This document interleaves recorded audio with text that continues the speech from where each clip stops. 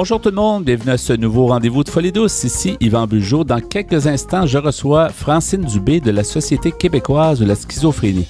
Plus tard à l'émission, à l'Espresso et à l'Espresso allongé, le sujet sera la légalisation du cannabis. En début de deuxième demi, je reçois André Szabo et Hélène Brisebois du Collège Montmorency. Elles vont nous parler d'une recherche auprès des étudiants en neurofeedback. Alors tout ça dans le menu de Folie douce cette semaine. On commence en chanson avec NAC et âme mélodique. Bienvenue à Folie douce.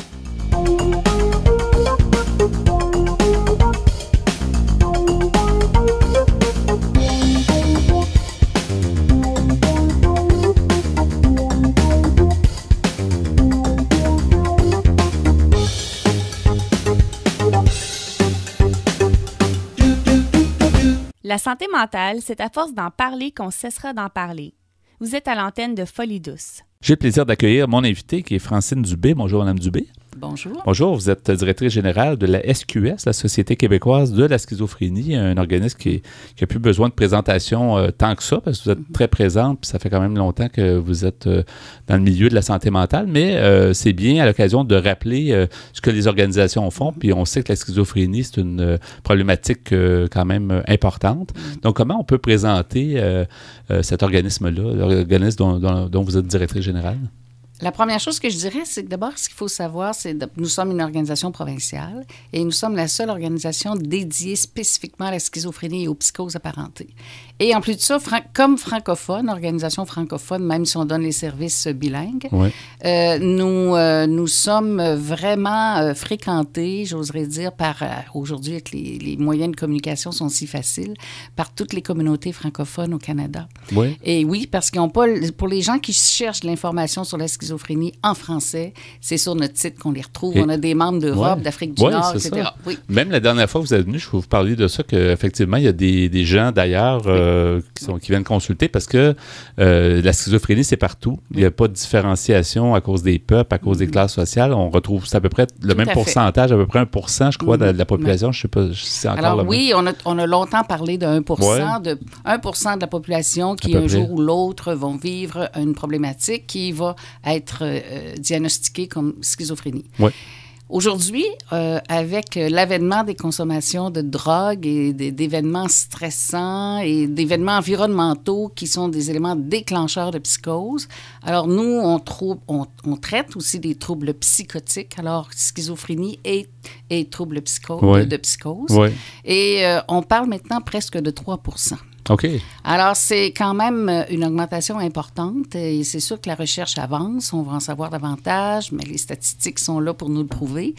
Mais avec la légalisation du cannabis au Canada, je peux vous dire qu'on ne s'attend pas s'il y en ait moins. On s'inquiète beaucoup dans les milieux, oui. Effectivement. Alors, nous, on est là pour travailler à augmenter la qualité, contribuer à la qualité de vie des personnes qui sont touchées par la schizophrénie. Alors, c'est sûr qu'il faut penser pas seulement aux personnes qui sont malades, mais aussi, quand on est malade, vous savez, les membres de l'entourage sont aussi touchés par la maladie. C'est sûr. Alors, quand on regarde ici au Québec, seulement au Québec, c'est 8,5 millions d'habitants. Fait qu'on peut estimer à peu près 85 000 personnes qui vivent avec la maladie. Si on parle qui ont un diagnostic, qui pourraient avoir un diagnostic de schizophrénie, mais quand on parle de 3%, c'est 3 fois ce nombre-là. C'est ça. Alors, et les membres des familles, en plus de ça, on pourrait multiplier par 2 ou par 3. Alors, c'est important d'en parler parce que c'est une maladie qui n'est pas connue. C'est une maladie qui n'étant pas connue, faisait peur. Ce qu'on ne connaît pas, ça fait peur. Mais quand on la connaît et qu'on comprend et qu'on apprend aussi à composer avec cette maladie-là, alors c'est une toute autre affaire. Donc, ce que j'aimerais dire aujourd'hui, c'est que nous, à la Société, nous avons développé donc des services. On a 3 axes d'intervention, beaucoup de services aux personnes. Alors, tant les personnes atteintes que les membres des familles, et des services qui touchent l'information, qui touchent l'éducation et des services de soutien. Mm-hmm. Alors, pour toutes les catégories. Et avec les modes de communication, comme je disais tout à l'heure, c'est assez facile. On est sur le point de lancer un nouveau site web. Là, on a fait une refonte de façon à ce qu'il soit plus dynamique, à jour, etc. Même celui qu'on a actuellement était très bien. Bon, ouais. Mais il faut s'ajuster, il faut se mettre à jour. On publie quotidiennement, c'est-à-dire annuellement, on publie des documents. On publie écrit aussi un bulletin, on publie des infolettres pour donner l'information. Et c'est clair, des vidéos qui sont super intéressantes. Les vidéos ouais. sur notre site web, on a développé un outil extraordinaire de dépistage de la psychose, le référoscope.com. Et c'est un outil, justement, pour observer les personnes autour de nous, qui nous aide à voir si vraiment il y a lieu de s'inquiéter, de les convaincre d'aller consulter, etc. Ouais. Alors, on fait des recommandations dans cet outil-là. Il y a des vidéos aussi. Il y a 6 clips vidéo de 2 minutes que les gens peuvent voir sur YouTube, qu'ils peuvent voir aussi sur notre site web. Et pour chacun des 5 premiers vidéos, on présente une situation d'un symptôme important quand on parle de troubles psychotiques. Ouais. Alors, ça permet d'identifier ces symptômes-là puis de comprendre comment les personnes peuvent fonctionner quand ils manifestent ces symptômes. Justement, essayons sans rentrer dans trop de détails, mais qu'est-ce que c'est? Juste définir ce que c'est la schizophrénie. Tu sais, souvent, on entend ça en société, on dit... on parle de certaines personnes qui sont schizophrènes. Tu sais, on a l'impression que la schizophrénie, ça a comme été pris par la société, puis on dit quand les gens changent vite d'idée, mais est-ce que c'est ça la schizophrénie? C'est-à-dire que la schizophrénie, d'abord, c'est une maladie du cerveau. Oui. Il faut s'entendre. C'est une maladie qui est importante, mais c'est une maladie qui affecte la pensée, les émotions et le comportement. Alors, c'est vraiment dans ce contexte-là qu'il faut se situer, là. Et c'est pour ça qu'il y en a qui me font toujours rire. Moi, il y a des gens qui relèvent le défi de la maladie quotidiennement et qui sont portés à dire, moi, j'ai un problème de dopamine. C'est un problème de dopamine dans le cerveau. Donc, ça ne se guérit pas, là, par le Saint-Esprit, comme on dit. Ça se guérit ça peut se traiter, les symptômes, par une médication. Mais les gens peuvent avoir des hallucinations visuelles, auditives. Ils en ont vraiment. Même si nous, on ne les voit pas à côté, on ne peut pas leur dire, ben non, il n'y a rien, on ne peut pas les contrarier. Ils ont vraiment des hallucinations. C'est ça qui est provoqué par le cerveau. Okay. Alors, des hallucinations, on entend des voix, on voit des choses que personne d'autre voit, mais ils les voient vraiment. Ils peuvent avoir des délires religieux ou tout autre. Alors, il y a plusieurs symptômes comme ça qui s'ajoutent à un fonctionnement normal qu'on appelle des symptômes positifs. Ça n'a rien de positif, mais pour donner l'idée que c'est plus, OK, que ce que normalement un cerveau qui fonctionnerait normalement aurait. Et d'autres symptômes qui sont plus négatifs, donc qui diminuent le fonctionnement. Alors, des déficits importants du retrait social, c'est-à-dire les gens vont manquer de confiance en eux. Vous savez, des gens, on a souvent comparé la schizophrénie qui se manifeste à l'adolescence à la crise de l'adolescence. Parce qu'il est enfermé dans le sous-sol, il veut rien faire, il écoute la télévision en journée longue, ou bien sur son ordinateur, puis il veut pas voir d'amis, il a rompu avec ses amis, avec tout le monde, il s'enferme. Mais c'est souvent des manifestations importantes qu'il ne faut pas négliger, puis il faut amener les personnes justement à consulter. C'est le défi des parents qui voient ça, d'aller chercher de l'aide pour amener la personne à se faire traiter. Dépistage précoce, c'est un mot-clé. Ouais. Plus vite les personnes vont être traitées, plus vite elles vont se rétablir, moins il y aura de dommages dans le cerveau. Alors, il faut contrer la stigmatisation parce que souvent, les gens refusent d'aller se faire traiter parce qu'ils ne veulent pas être associés à la problématique de santé mentale. Et c'est pas tout le monde qui utilise la folie douce, hein, quand on parle de ça. C'est vrai. Alors, le problème, la stigmatisation, ce que les gens pensent de ces personnes-là, ça fait souvent plus mal que la maladie elle-même. Alors, il faut donc trouver des moyens, justement, pour que ces personnes-là aillent consulter. On va dans les écoles, on s'est associé à des partenaires qui ont un réseau provincial pour aller dans les écoles, pour parler, entre autres, comment éviter la dépression, contrer le suicide, etc. Puis là, on s'en est fait des acteurs coopératifs de façon à ce qu'ils puissent ajouter aussi tous les facteurs de troubles psychotiques, de façon à ce qu'on puisse motiver les gens à aider des proches qui pourraient avoir des symptômes pour aller consulter rapidement. On disait souvent que la schizophrénie, Mme Dubé, c'est une maladie qui se déclenche justement alors que les gens sont jeunes adultes. Particulièrement cette maladie-là, quand on parle de santé mentale, c'est encore le cas. C'est tout à fait vrai. C'est prouvé d'ailleurs, puis c'est le changement hormonal là, qui cause bien des choses. Alors, chez les garçons, c'est plus jeune que chez les filles. Chez les garçons, il y a des périodes, la crise psychotique arrive à un moment donné, c'est souvent à la fin de l'adolescence, jeune adulte, etc.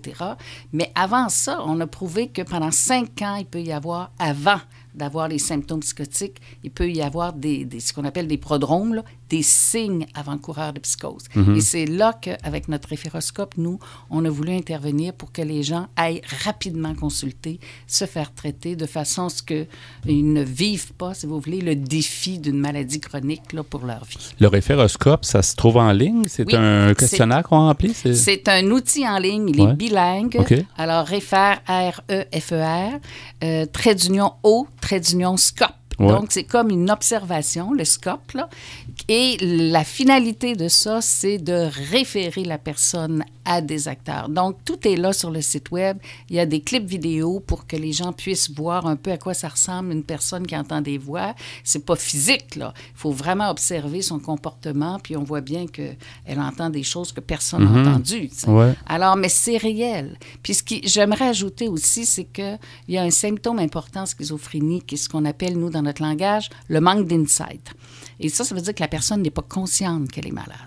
Alors, c'est une problématique importante parce qu'elle ne se croit pas malade. C'est les autres qui pensent ça, mais elle n'est pas malade. Le défi est énorme. Oui. C'est ce qui fait que le consentement aux soins est difficile à obtenir. Il y a beaucoup, ça arrive souvent dans plusieurs maladies, même les gens qui font des dépressions majeures, des fois, ils sont un peu dans le déni. C'est un peu le même principe. Tout à fait. Ils sont dans le déni pour toutes sortes de raisons, mais ça fait partie de la maladie, là, le manque d'insight. Fait que c'est différent de d'autres maladies, mais je vais vous dire que c'est un défi. Alors, moi, je dis le dépistage précoce, ça, c'est majeur. Il faut venir chercher les outils. On a de la documentation, on a des programmes de formation. Là, on a eu une subvention de Belle Cause pour la cause pour aller offrir des programmes d'éducation qui ne s'offrent pas dans les régions éloignées. Okay. Alors, on s'en va dans 5 régions éloignées là, au cours du printemps, l'été et l'automne pour pouvoir justement offrir la même chose et former des formateurs sur place qui vont pouvoir ensuite continuer à donner ces formations-là. Donc, finalement, c'est ça, malgré la problématique de schizophrénie, vous êtes bien installé, ça devient un service extrêmement utile, refonte de site, tout ça. Comment vous voyez, disons, les prochains, ça fait déjà un bon bout de temps que vous êtes directrice générale, on sent qu'il y a beaucoup de positifs dans l'approche et tout ça. Donc, comment vous voyez la suite, en fait, pour l'organisation? Oui, pour la SQS. Pour la SQS, je vais vous dire, il y a des grands défis. Comme toute autre organisation, on a des enjeux majeurs. Le réseau de la santé a changé beaucoup. La difficulté aussi à trouver du financement public, c'est-à-dire il y en a du financement public, mais du financement privé. Faut se battre le beaucoup, financement privé, je veux dire, c'est plus facile de financer des organismes de soutien aux enfants, alors que surtout, ça fait partie des éléments de stigmatisation, ça. Ouais. Alors, c'est pour ça que les défis sont grands. Nous, on s'oriente beaucoup aussi vers le rétablissement et c'est pour ça qu'on a des pères aidants. On a un père aidant et une père aidante de famille. On va avoir une deuxième père aidant de famille là, qui travaille auprès de la clientèle qui sont dans le milieu hospitalier ou à l'externe. Ouais. Et en plus de ça, bien, on met en place là, un programme d'activité physique avec un partenaire spécialiste dans le domaine pour que les personnes puissent se prendre en main, faire de l'activité physique, socialement aussi se mêler, sortir de chez eux. Alors, on a fait plusieurs projets et on continue, nous, à développer, puis surtout à utiliser de nouvelles approches, comme là, sur le site Web. On met nos conférences sur le site Web. Alors, on est en train de revoir de quelle façon on va pouvoir entrer plus dans les familles. Aujourd'hui, les gens sortent de moins en moins. Alors, il faut aller là où ils sont. Et c'est ce qu'on fait quand on travaille dans les hôpitaux, dans les écoles. C'est nous qui se déplaçons. Ouais. Et pour ça, ça prend des moyens pour le faire. Exactement. Madame Dubé, c'est fort intéressant. J'aimerais qu'on mentionne les coordonnées. Le site, je pense qu'on retrouve tous les coordonnées, tout ça. Je pense que tout le monde a Internet. Société québécoise de la schizophrénie. Ouais. Et vous tapez ça, on sort en premier sur le Google. Oui, exactement. Donc, et puis, vous avez le site alors complet. Alors, on sort là, puis à ce moment-là, je me dis, vous allez nous trouver. Tous les liens sont là. Vous avez tous les liens. Facebook, vous avez comment nous trouver. On est sur Facebook, sur Twitter, sur quel autre? Sur YouTube. YouTube aussi. C'est ça, bien sûr. Oui, alors on a notre plateforme Référoscope sur la plateforme Curio de Radio-Canada aussi, parce qu'ils l'utilisent comme programme éducatif. Ouais. Bien, merci beaucoup. Bonne continuité, bonne continuation. Merci beaucoup. Oui, on continue. Les défis sont toujours là, puis ils ne seront pas plus petits dans l'avenir que dans le présent. Merci d'avoir été des nôtres. Merci. Au revoir. Ça me fait plaisir. Si vous voulez participer à Folie douce, si vous avez des suggestions, vous pouvez nous téléphoner à notre boîte vocale au 514-990-9604, le 514-990-9604. C'est maintenant le moment du bloc Espresso. Bonjour Pierre Laporte. Salut Yvan. Bonjour Ghislain Malo. Bonjour. Alors aujourd'hui, Pierre, tu vas nous parler du pot ou la légalisation du cannabis. Oui, un exactement. peu plus poliment. Ouais. Oui. Juste souligner que pendant cette chronique, on n'est pas sous l'influence du produit. Non. Et surtout que je pense que ce sujet-là, certains sont d'accord, mais certains ont des grandes réserves parce qu'il y a quand même un rapport avec la santé mentale. Oui, c'est très partagé. Oui, sûrement qu'il y a un sujet, un rapport avec la santé mentale, tu vas voir. Mais je vais commencer par faire un retour des événements. Je vais vous lire un extrait d'un article sur Internet sur le site encadrement cannabis tout collé.gouvernement.québec.ca. Si on regarde en arrière, le 13 avril 2017, le gouvernement fédéral a déposé un projet de loi visant à légaliser le cannabis récréatif. En vertu de ce projet de loi, le gouvernement fédéral serait responsable de la réglementation de la production, de l'adoption de normes de santé et de sécurité et de l'établissement d'interdictions criminel. Le gouvernement du Québec a la responsabilité d'encadrer la distribution et la vente et d'assurer le respect de la réglementation. L'encadrement envisagé vise à réduire les risques et les méfaits sur la santé et la sécurité des individus et à diminuer la criminalité systémique liée au cannabis. Ouais. On va voir si ça va fonctionner. Un des buts importants, c'était d'enlever justement l'argent au crime organisé puis d'avoir des rentrées d'argent au gouvernement. Oui. Donc, et améliorer la qualité du produit. Aussi, s'assurer qu'il y a une certaine qualité, en tout cas. Et ce qu'on nous dit encore sur le site, afin de mettre en place cet encadrement, le gouvernement du Québec a consulté les experts, les citoyens et les organisations au cours de l'été 2017. Suivant ces consultations, un projet de loi sur l'encadrement du cannabis au Québec a été déposé à l'automne 2017. Et du 21 août au 12 septembre 2017, le gouvernement du Québec a entendu la population lors de consultations publiques. Ces consultations offraient la possibilité aux citoyens et aux organisations de se prononcer sur les enjeux liés à la légalisation du cannabis. Maintenant, dans un autre article, il y a le journaliste François Drouin qui avait écrit l'article ayant pour titre « La légalisation du cannabis dans le collimateur des psychiatres ». Ça, c'est ce qui nous intéresse le plus dans le cadre de notre émission. Monsieur Drouin nous dit « Ils sont jeunes, ils sont curieux, ils n'ont pas froid aux yeux et à leur majorité, ils pourront consommer du cannabis en toute légalité prochainement ». Ça, c'est on recule un peu, là, il y a quelques mois. Ouais. La vie est belle? Non, pas tout à fait. Protestent les psychiatres du Québec. La légalisation du cannabis exposera les jeunes à des risques importants en matière de santé mentale. Fumer du pot? Pas avant 21 ans, clame-t-il. Le psychiatre Jean-François de la Sablonnière est catégorique. Le cannabis est le principal vecteur de psychose chez les adolescents. Il nous dit dans les salles d'urgence, le lien est évident.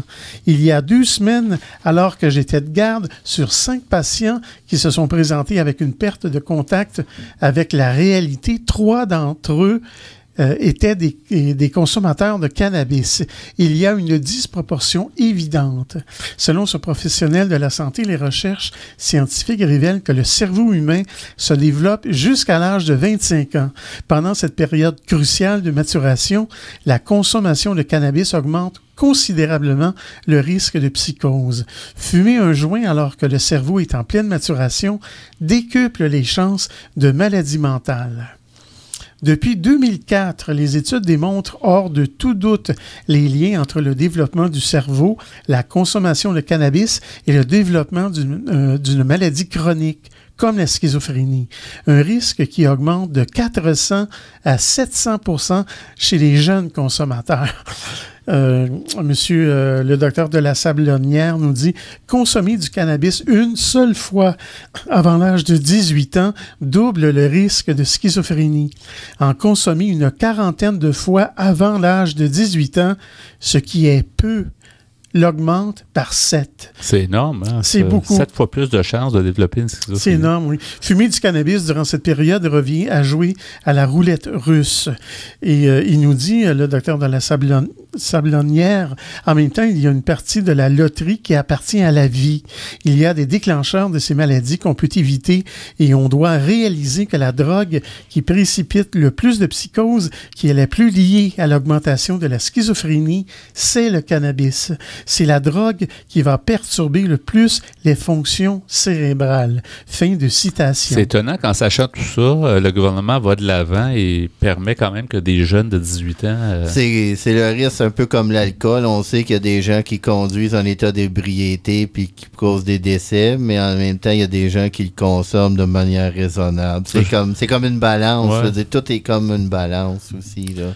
Oui, pour le docteur de la Sablonnière, il nous dit, pour lui, la légalisation n'est donc pas un problème en soi, en autant que la consommation ne s'en trouve pas banalisée.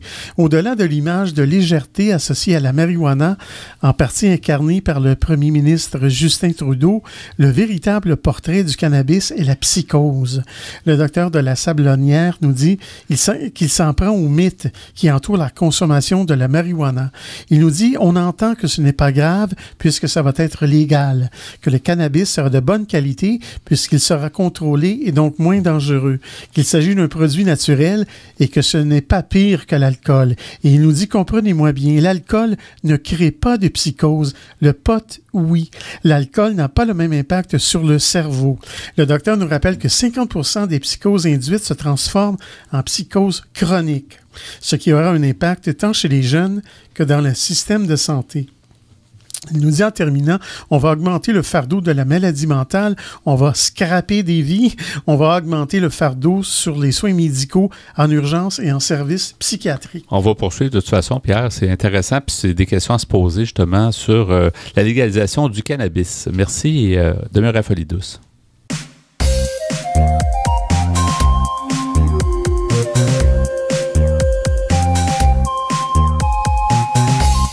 À venir dans l'émission Folie Douce, nos invités sont André Zabot et Hélène Brisebois qui nous informent sur une recherche en neurofeedback auprès des étudiants du Collège Montmorency.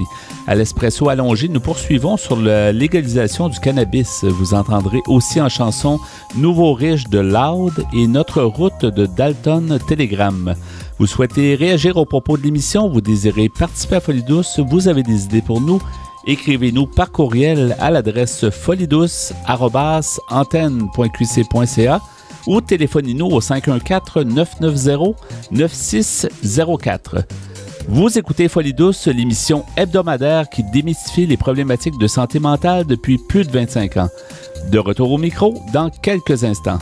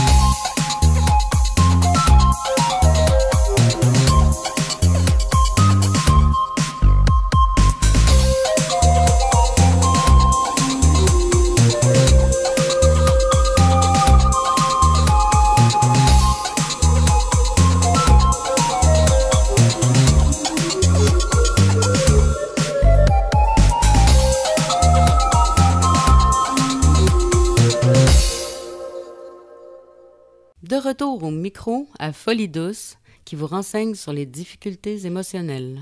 Je m'entretiens maintenant avec mes invités que je rejoins au bout du fil. Donc, Mme Andrea Zabot et Mme Hélène Brisebois. Bonjour à vous deux. Bonjour. Bonjour. Alors, bienvenue à l'émission Folie Douce. On va parler ensemble d'un programme intéressant. C'est un peu, par rapport au neurofeedback, ça se passe au niveau du Collège Montmorency. D'abord, vous êtes chercheuse toutes les deux, je pense, au Centre Alpha Neuro, professeure aussi de psychologie au Collège Montmorency. Donc, Mme Brisebois, expliquez-nous donc justement quel est ce programme dont on parle. En fait, c'est un programme qui a débuté il y a quelques années.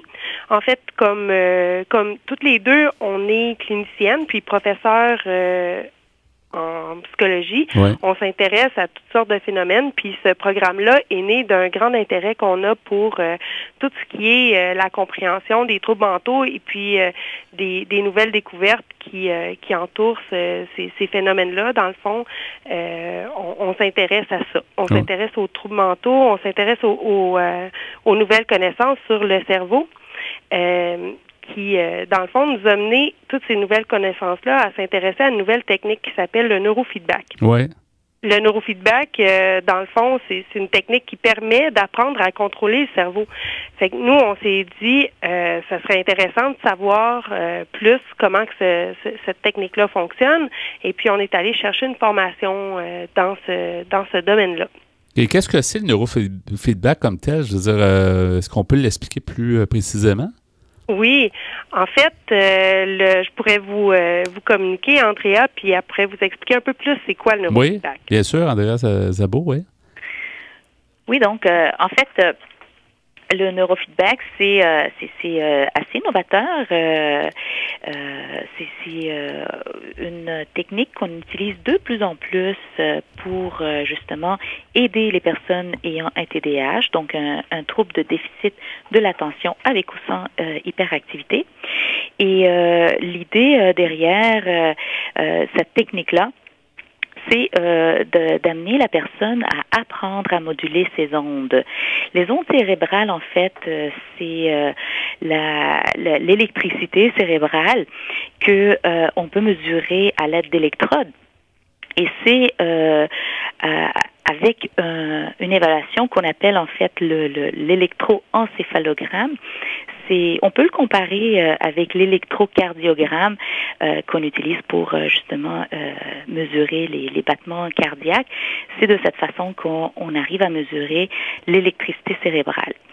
Et ce que la recherche nous amène, nous démontre, c'est que les caractéristiques chez les personnes ayant un TDAH, on peut le détecter par ce genre d'évaluation-là, ce qui nous amène ensuite à pouvoir aider ces individus à moduler leurs ondes cérébrales et à diminuer certains types d'ondes qui favoriseraient pas l'attention soutenue, le focus, la concentration en classe notamment.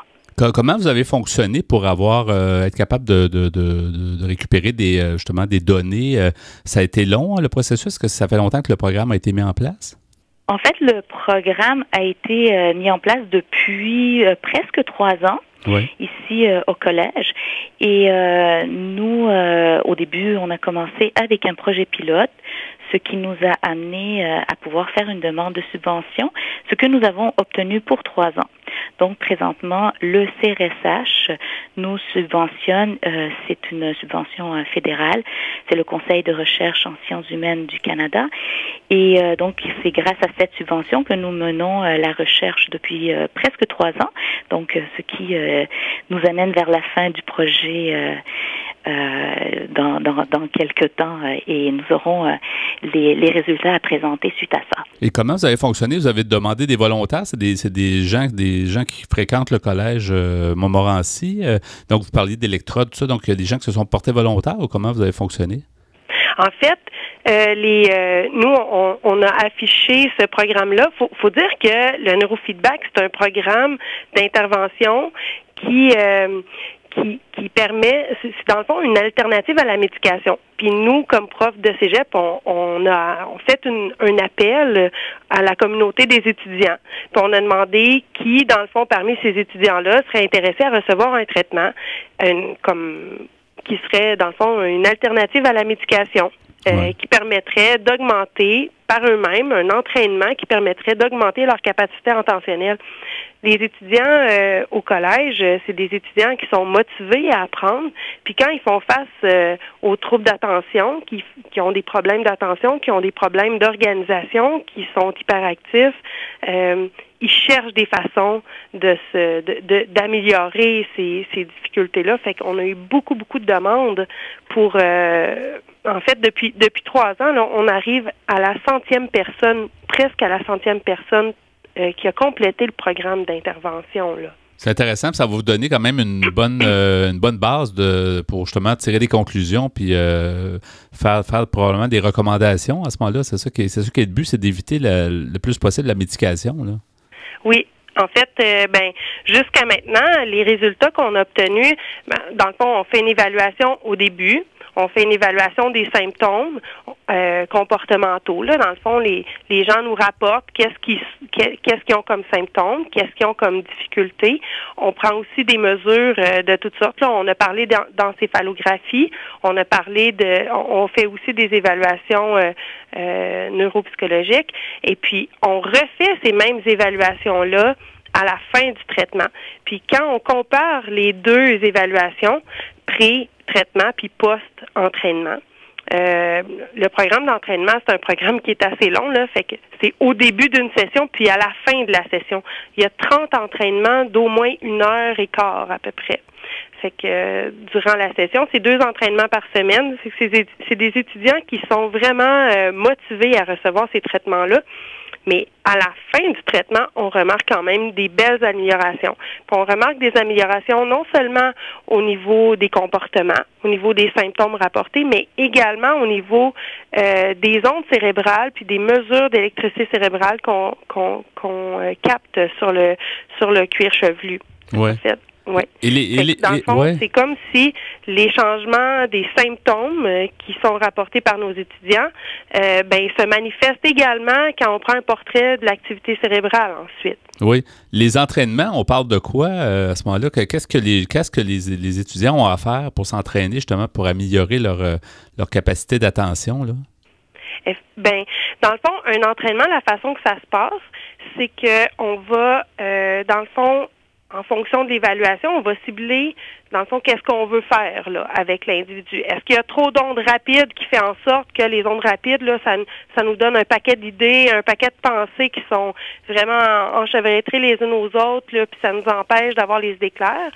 Des fois, il y a un paquet d'ondes lentes, des ondes trop lentes qui font en sorte qu'on est distrait, qu'on tombe dans la lune, qu'on peut être, dans le fond, manquer de focus. Quand quelqu'un nous parle, ces ondes-là sont caractéristiques de cet état-là.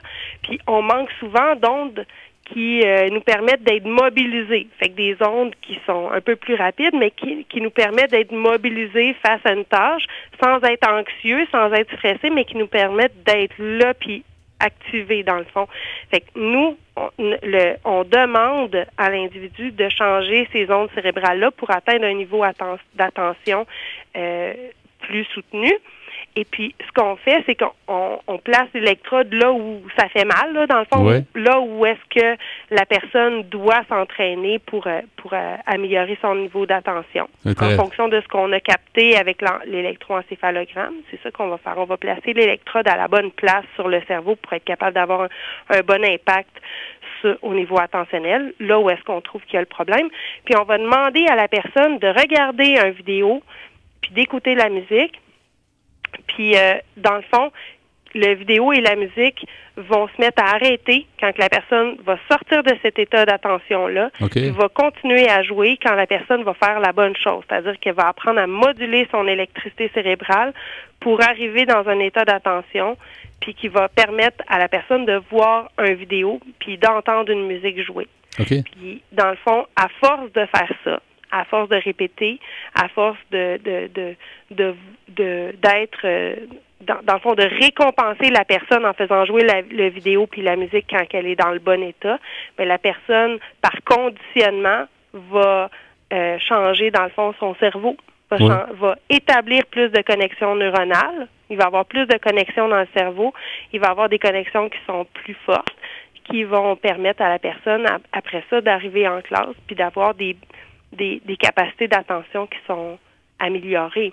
Est-ce que vous avez toutes les deux... est-ce que vous avez toutes les deux, Mme Brisebois, Mme Szabot, mis ça en place ou vous êtes un peu inspirés parce qu'on reconnaît des grands, justement, des connaissances justement sur le conditionnement et tout ça.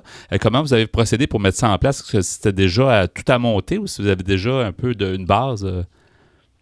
En fait, on a été appuyé par des experts cliniques qui avaient déjà, qui connaissaient le neurofeedback. C'est des personnes qui nous ont formés. C'est des gens qui travaillent à Montréal. Oui. Et puis, dans la formation, on a établi des liens avec ces personnes-là qui nous ont permis d'aller chercher, dans le fond, les procédures puis les manières de faire pour monter un programme qui se tienne, puis dans le fond, qui réplique pas mal ce qui se fait dans le privé. OK. Fait que, dans le fond, le programme qu'on a monté, c'est un programme personnalisé qui s'appuie beaucoup de ce qui s'est fait, de ce qui a été monté dans les entreprises privées qui offrent des traitements en neurofeedback, des entraînements en neurofeedback. Puis ça coûte très cher en privé. Oui. Est-ce que vous êtes satisfaites toutes les deux, justement, de votre parcours? Parce que ça fait quand même quelques années, comme vous nous mentionniez là, tout à l'heure. Donc, est-ce que les résultats sont quand même intéressants pour les efforts que vous y avez mis? En fait, on a mis énormément d'efforts, mais oui, on est satisfait des résultats jusqu'à maintenant. Oui, oui, puis le cégep aussi. Le collège, la direction du collège nous appuie dans ce projet-là, puis souhaiterait voir ce projet-là se continuer éventuellement pour le mieux-être de nos étudiants. Il nous reste 1 minute. En terminant, est-ce que vous pouvez nous donner peut-être des infos? Comment on peut avoir accès à ces données-là? Est-ce que quand même vous arrivez à la fin là, du processus d'études? Est-ce qu'on peut avoir plus d'infos sur ce que vous faites, par exemple? Oui, bien sûr. D'abord, nous allons certainement publier. Pour le moment, on ne peut pas évidemment dire où et à quel moment les publications vont sortir. Oui. C'est toujours difficile de prévoir d'avance, mais nous avons aussi à plusieurs endroits où nous sommes invités pour faire des présentations. Donc, nos données, une fois terminées, sous peu, seront présentées dans souvent des colloques. Oui. Des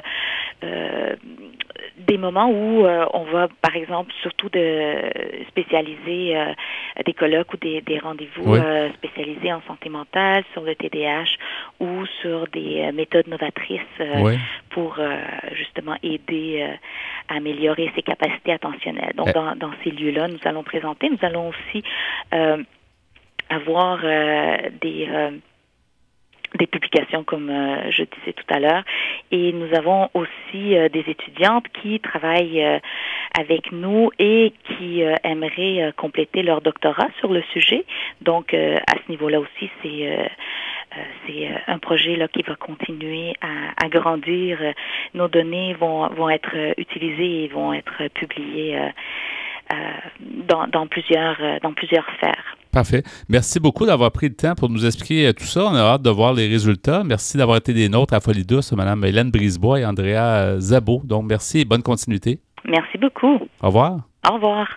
Au revoir. Vous voulez savoir de quoi on a de l'air et qu'est-ce qu'on mange en hiver? Venez découvrir notre site web antenne.qc.ca, antenne.qc.ca.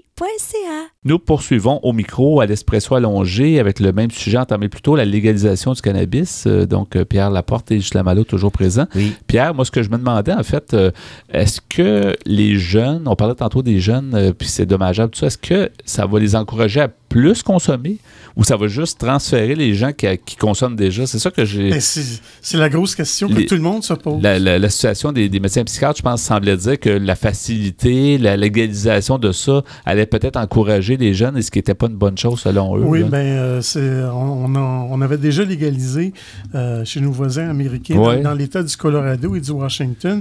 Puis je vais venir là-dessus un peu plus tard. Puis on a déjà des statistiques là-dessus. Puis on va souligner qu'il y a un pays qui va plus loin que les 2 États puis le Canada, c'est l'Uruguay. L'Uruguay, il y a aussi le Danemark. Qui fait quoi, l'Uruguay? C'est-à-dire, les gens peuvent acheter leur cannabis en pharmacie. Ouais. Puis vraiment, il n'y a pas de des contraintes. Il y en a un peu, mais ils peuvent l'acheter. Les autres, ils ont comme, vraiment, je pense que c'est plus criminel. Il y a peu de règles. C'est déjà fait. Okay. Alors, je vais terminer la lecture de l'article que j'avais commencé tantôt, un article de M. François Drouin, qui est journaliste. L'article s'intitule « La légalisation du cannabis dans le collimateur des psychiatres ». Monsieur Drouin nous dit les médecins psychiatres du Québec l'AMPQ s'attend à une hausse notable de consultations. L'AMPQ a donc déposé une série de recommandations, 10 au total, dans le but de limiter les impacts chez les jeunes. Limiter l'âge légal de consommation à 21 ans constitue un compromis, admet le docteur de la Sablonnière, permettant de réduire les impacts. L'AMPQ recommande aussi d'interdire la production de cannabis à des fins non médicales au domicile, de déterminer une concentration maximale de THC, qui est la molécule principale du cannabis, et d'en obliger l'indication lors de l'achat. C'est un peu comme quand qu'on achète de l'alcool, par exemple. On a le pourcentage d'alcool. Et il y a une espèce d'appellation contrôlée. Donc, c'est ça. On aurait la même chose. Un certain contrôle, parce que j'ai l'impression qu'au début, il va y avoir des ratés aussi dans ce domaine-là. Les professionnels de la santé s'inspirent aussi de ce qui se fait actuellement avec l'industrie du tabac pour en contrôler la vente, c'est-à-dire interdire toute forme de publicité. On doit exclure tout élément de marketing. On doit retirer le côté cool lié à la consommation de cannabis et qui fait des ravages chez les adolescents. L'Association des médecins psychiatres du Québec propose aussi d'adopter un modèle de distribution qui n'est soumis à aucune logique de profit. Exit donc la SAQ. L'association suggère également de développer un programme d'éducation dans le système des études, de développer des outils pour les parents, de déployer des campagnes de publicité visant à débanaliser l'utilisation du cannabis et d'assurer un financement adéquat aux provinces afin d'assurer des ressources additionnelles. Ça va certainement prendre plusieurs années d'essais-erreurs parce que ça ne sera pas facile. Je pense que ça va prendre plusieurs années avant vraiment d'avoir un vrai portrait. Parce que tu vois, aux États-Unis, au Colorado et dans l'État de Washington, ça fait pas tellement longtemps, c'est en 2014. C'est ça. L'Association des psychiatres a présenté son document lors des consultations publiques sur la légalisation du cannabis qui ont eu lieu à Rimouski en 2017. Dans un autre article, M. Jean-François Clich, qui est journaliste au journal Le Soleil, avait écrit dans un article intitulé « Les psychiatres inquiets de la légalisation du cannabis ». Il avait fait mention qu'au Colorado, où le pot est légal depuis janvier 2014, on rapporte de fortes augmentations de consultations liées au cannabis dans les urgences psychiatriques. Et dans un autre article sur Internet intitulé « Légaliser le cannabis peut entraîner plus d'accidents mortels », le journaliste François Cormier écrit que les données de 2 États américains ayant légalisé le cannabis en 2014, dont je viens de mentionner, démontrent aussi une hausse d'accidents mortels dans lesquels sont impliqués des chauffeurs ayant consommé de cette drogue. Les expériences du Colorado et de l'État de Washington, donc, inquiètent. Rien pour assurer les 59% de Canadiens qui, selon un récent sondage de Radio-Canada, craignent une augmentation des accidents de la route une fois la marijuana légale. Au Colorado, le pourcentage d'accidents impliquant des chauffeurs ayant consommé du cannabis n'a cessé d'augmenter depuis la légalisation. Il a bondi de 75% entre 2013 et 2016. Et en 2017, il y a même eu 3 accidents lors desquels les 2 chauffeurs impliqués en avaient fumé. Donc, ça prouve que il risque d'avoir une augmentation de la consommation. Aujourd'hui, il y a des gens qui conduisent quand même sous l'effet du cannabis. Faut pas s'illusionner. Oui, mais en banalisant, ou en tout cas, ce qu'on ressent dans la société, comme quoi c'est beau, c'est légal, puis on peut fumer, c'est ça. Là. C'est une loi qui va avoir son bon et son mauvais côté. Oui. Si on regarde dans l'État de Washington, on constate une augmentation des accidents mortels aussi liés au cannabis. Et seulement même dans la première année de légalisation, soit en 2014. En 2015, ce pourcentage est revenu à un niveau comparable aux années précédentes. C'est une possibilité que les gens se disent maintenant que c'est légal, alors ça ne doit pas être si dangereux. Mais on dit que le Canada sera plus sévère. La limite légale pour conduire après avoir consommé de la marijuana sera plus sévère au Canada que dans ces 2 États américains. La limite canadienne sera fixée à 2 nanogrammes de THC par millilitre dans le sang, alors qu'au Colorado et dans l'État de Washington, ils ont une limite de 5 nanogrammes. Donc, c'est plus que le double. Selon les chercheurs, en terminant, une seule bouffée d'un joint fait dépasser cette limite. Oh. Il faut même attendre plusieurs heures avant d'être en état de conduire. Il faut éviter complètement avant de conduire, c'est sûr. Merci beaucoup, Pierre. Vous souhaitez écouter l'émission Folie douce au moment qui vous convient le mieux? Branchez-vous sur notre site web pour accéder à notre canal radio sur YouTube. Antenne.qc.ca, antenne.qc.ca. Pour conclure ce rendez-vous de Folie douce, on y va avec la nomenclature des chansons, comme à notre habitude de Justin Malo. Exactement. On écoutait en début d'émission la chanson Âme mélodique. Le NAC. On écoutait Fric d'amour. De Steffi Choc. Dans la deuxième demi, on a pu entendre Nouveau riche. De Loud. Et à l'instant, Notre route. De Dalton Telegram. Voilà. Ben, merci beaucoup pour votre choix musical. Merci pour ta participation au micro. Beaucoup. Merci à Pierre pour la mise en onde. Bienvenue. Ainsi que pour tes blocs Espresso et Espresso allongé où tu nous as parlé de la légalisation du cannabis. Donc, un grand sujet qui va faire couler de l'encre, pour pas dire qu'il va faire fumer. Mais c'est fumant comme sujet. Oui, c'est fumant comme sujet, effectivement. Mais je pense qu'on n'a pas fini d'en parler. Je remercie notre invité en début d'émission, Francine Dubé, de la Société québécoise de la schizophrénie, et également nos invités en début de deuxième demi, André Zabot et Hélène Brisebois, qui nous ont parlé d'une recherche auprès des étudiants au niveau du Collège Montmorency sur le neurofeedback. Alors, tout ça dans le menu de Folie douce cette semaine. Merci beaucoup à tout le monde. C'est Yvan Bugeaud à l'animation. Bonne semaine et à la prochaine Folie douce. Au revoir.